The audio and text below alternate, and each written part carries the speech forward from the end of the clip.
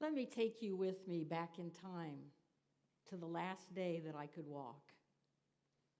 It was June 13th, 1998. My husband Mark and I were celebrating our third wedding anniversary and went for a bicycle ride on a nearby path. While we were riding, Mark heard a loud sound, like a gunshot. It got his attention, and as he looked, he saw a tree falling to the ground. He shouted to me the warning, "Look over there, something's falling, stop!" But I was hit from behind by a 7,000-pound tree entangled with live electric lines, paralyzed from the waist down. For me, life changed in an instant.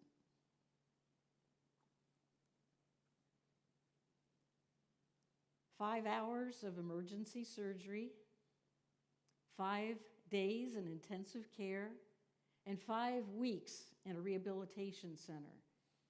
When the day finally arrived, when Mark drove me home. And that's when I encountered my first obstacle, getting into my home. You see, there were 3 steps at my front door. My family and the neighbors had built a temporary but very steep wooden ramp so that Mark could push me into the home. However, as I looked at that ramp, thinking about going down that ramp independently, it was like riding a luge in the Winter Olympics. Our home intensified my disability. You see, I couldn't even roll on the carpet. I was so weak that Mark had to push me all over the house. When I was in the kitchen, the reality hit me. I couldn't reach the freezer. I couldn't reach the microwave. I couldn't reach shelves in the upper wall cabinet. Using the cooktop was difficult. The counters were too high. And there was no knee space for me to pull under any of the counters, any of the sinks, or the cooktop. Life for me was very depressing in that house. What about you? What if you had a temporary illness, recovering from surgery? What if you needed a wheelchair in your home? What would your life be like in your current home? We knew we had to sell that house and find something more suitable. And that's when we came up with this very rude awakening. As we were shopping, we realized it was going to be very difficult to find a home. The data shows that 90% of homes in this country are inaccessible for people with disabilities. AARP research also reveals glaringly that only 1% of homes stand the test of time for independent living, and 90% of people would prefer to age in their own homes. So here's the big question. If the population is growing older, there's more people in this world, where will they live? That becomes the problem. So we decided in September of 2004 to hire an architect to design our home. 4 months later, we met with this group of professional colleagues. Mark is the one standing on the left, my husband. As we met with this group, they gave us a very innovative, audacious, but intimidating idea. They said to us, make your house a national demonstration home and get product manufacturers to contribute the best products on the market. Now our home was going to be more than just our home. It was going to be a model of freedom, autonomy, and independence. That was the launch of our Universal Design Living Laboratory. This is our current home in Columbus, Ohio. We bought the home site in December of 2006. We assembled a national team of designers and a marketing consultant and began the process to start building our national demonstration home. It was a fun event during our groundbreaking ceremony. This was in September of 2009. Mark and I had never built a house before, and believe me, we will never build one again. We served as the general contractors for this, building this house ourselves. A month later, the excavation process, the big digger arrived. I remember Mark had gone to the building site, and he came home that night after watching them with the big dig. Here's what he said to me. He says, "Rosemarie, I went to the construction site and they were digging the big hole, and literally my stomach came up into my throat." He said, "I knew that we were all in. There was no turning back at this point in time." This was an overwhelming obstacle, monumental undertaking. You know what I felt like most of the time? I felt like I was pushing my wheelchair up a hill with a big boulder in front of it from my wheelchair. What about you and your momentum when you're facing a very difficult adversity or a challenge or an obstacle? What do you use as your momentum? Let me share with you some lessons that I learned early on after my injury. They seem to help a lot during this construction process. I call them lessons to build on. Let me share with you the first one. We thought of this one all the time during the process, and that is do something new every day. We had to look at the architect plans, at the renderings, hire subcontractors, get all the sponsors. We had to change our mindset every day. It was a very steep learning curve to do something new every day towards this goal of building this home. My second lesson, this one really helped me in terms of my mindset of focusing on hope and not on self-pity. You can imagine how depressed I was because I couldn't garden, I couldn't cook, I couldn't even shower independently in the former home. And I started thinking about all those things that I couldn't do, and I started getting more and more depressed. So in order to change that position of what I was thinking about, I focused on the new home and all the things I would be able to do because of the way the home was going to be designed. So what would a home look like? What's a sustainable home that has features that's going to keep you safe from falling and keep you independent? Let me share with you a few of the features in our home. Noted that these features can be used in a much smaller home with a much smaller budget, so that you can take some of our ideas and borrow them to use them for your current home or future home. I'm going to take you on a virtual tour. This is our front entrance. There's no steps at that front entrance, in fact, at any of the doors. There's just a gentle sloping pathway to get into our home.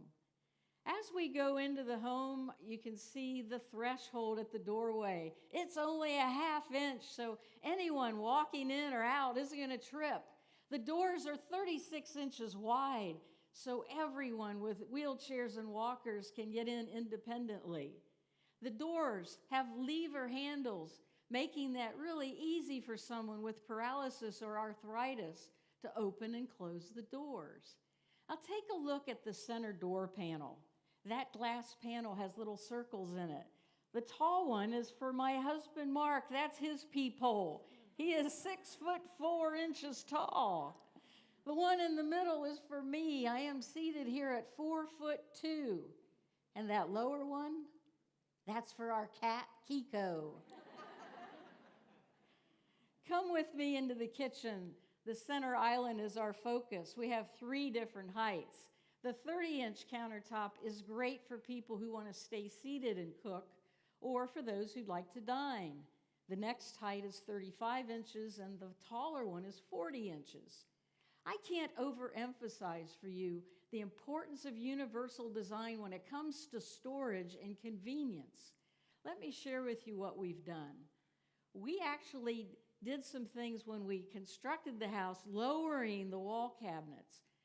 What we did is put 14 inches between the bottom of the wall cabinet and the top of the counter so that those shelves were more accessible. Now, in some of the upper shelves, we put in hardware that I could pull down with ease so that those items were very accessible. Come with me into our master shower. This is where I shower. There's a wonderful shower chair. There's a grab bar there. There's a bar with an adjustable height nozzle for me to shower. I'm very independent there. On the opposite wall is Mark's showering station. Now, I had to crop this picture for obvious reasons.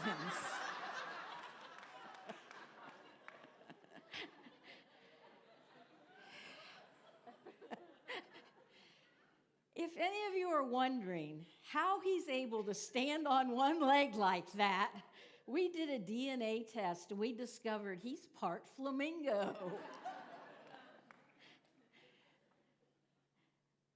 As I share more of the features of the shower with you, let me share with you the floor of the shower. It is gently sloped so the water can go to the back. Notice there's no lip, there's no curb. We call these a curbless shower. It's 36 inches wide, so it's easy to enter the shower. Water goes to the back wall into the channel drain. So this makes life easier for everyone, doesn't it? When we think about this project and we think about over 200 sponsors that made this project possible, we also think about the volunteers that helped us. This was an amazing, amazing project for Mark and I to orchestrate. Without the help of these sponsors and volunteers, this would never have happened. This project was possible because of them. That led me to my next lesson to share with you. You've all got to believe this too. Believe that the impossible just might be possible. When we started to see the floor plans and the renderings and watching this house going together, it started to gel with us that this was going to be a reality. The mindset that we put has an impact on what we think are possibilities, and we might be limiting what truly is possible as we look forward. As this project ended, we applied for certifications. We actually are now the top-rated home in North America because of the universal design features with 3 national certifications. We also earned 2 national green building certifications. So our house has totally changed our perspective of design. Let me introduce you to what is universal design. In case you haven't heard this term before, it's actually been around since the mid-1980s. Think of it as a framework for the design of living spaces and working spaces. And we're designing it now with everyone in mind, without specialized design. It's not just for people with disabilities, it's for everyone. It's leveling the playing field. It's for all ages. It's for all sizes. It's good design. And so that's the concept that we achieved in our home, is leveling the playing field, inclusive design, using universal design characteristics. Of course, our life-changing adversity from the bicycle ride absolutely changed our life, making Mark and I a catalyst for change in the design and building industry. In this photo, you're seeing the toileting area in my former home in comparison to my new master bath. And then next to that, you're seeing the bathtub and the shower in my former home compared to our master bathroom. This particular project catapulted me into becoming the voice and vision of a growing independent living movement. That life-changing bicycle ride set me rolling down a path that I never could have imagined. The project took a lot of time. You could imagine there were a lot of delays. Let me share with you what helped me as we dealt with the time element. You've got to allow more time to get things done and be patient with yourselves. Anytime you're frustrated, think about being more patient. Patience is the true acceptance of the way things are for now. We've got to have more patience and realize that things will move on and that things of quality, they have no fear of time. That leads us to my last lesson, and this one helped us to lower our stress. Think about your life and how many times you're asking people, especially those closest to you, to do something for you. I learned this when I was asking Mark to do too many things. He had so many responsibilities.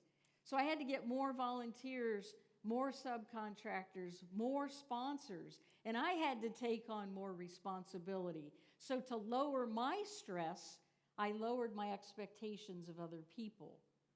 And then graciously, when I started asking people for help, do you know that they were very grateful for me asking so that they could contribute to this worthwhile cause? Let me review with you the lessons. So as you're facing challenges, as you're facing obstacles, these helped us to be persistent, to overcome obstacles, to see new vision, to move on closer to your goals. Take a look and see which one of these resonates with you the most as you think about your life and what you're facing right now. In the short time that I've been here today, I hope I've given you some ideas of inspiration. As you're thinking about your home or your next home, what are some of the ideas that resonate with you that you could implement in terms of making your home more sustainable for the long term, either you or your family members? Hey, life happens. Are you prepared for the inevitable, for the ongoing changes that are going to happen in your life? My advice is to do something now, whether it be a small modification or just starting to think about the current home where you live in. What will you do? Because when we think about the challenges that we face, think about the transformations that can affect us, as well as the lives of those we love. Thank you very much. Thank you.